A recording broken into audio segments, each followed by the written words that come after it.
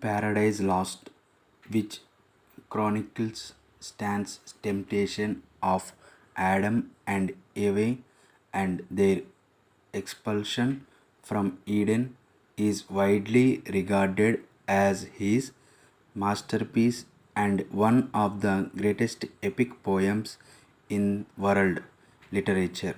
Since its first publication, the work has continually elicited debated regarding its theological themes, political commentary, and its depiction of the fallen angel Satan, who is often viewed as the pro- protagonist of the work.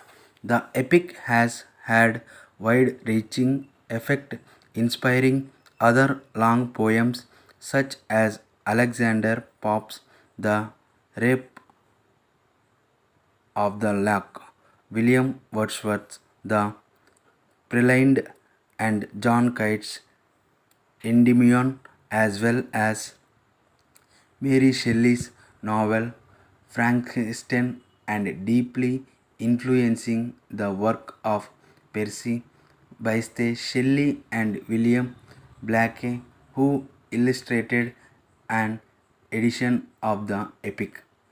Book 1 Summary. Milton opens Paradise Lost by formally declaring his poem's subject humankind's first act of disobedience toward God and the consequences that followed from it.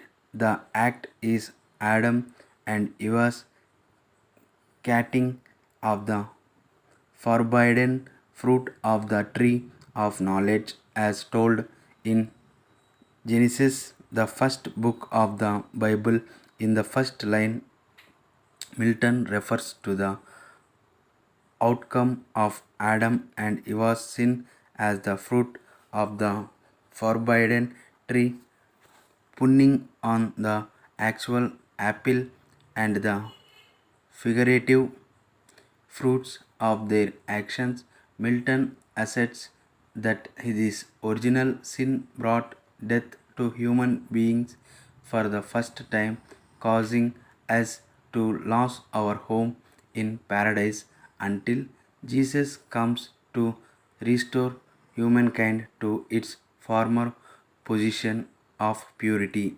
Milton's speaker invokes the mouse, a mystical source of poetic inspiration, to sing about these subjects through him, but he makes it clear that he refers to a different mouse from the mouses who traditionally inspired classical poets, by specifying that his mouse inspired Moses to receive the Commandments and write Genesis. Milton's mouse is the Holy Spirit, which inspired the Christian Bible, not one of the nine classical mouses who raised on Mount Helicon the annual amount of 1.15.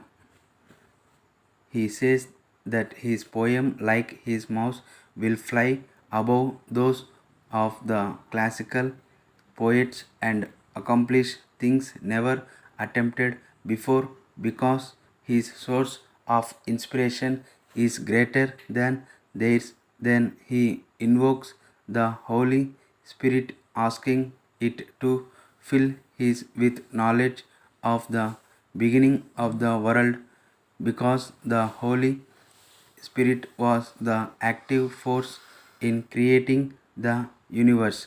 Milton's speaker announces that he wants to be inspired with this scared knowledge because he wants to show his fellow man that the fall of humankind into sin and death was part of God's greater plan, and that God's plan is justified. Book 2 Summary. Saturn opens the debate in Pandemonium by claiming that heaven is not yet lost and that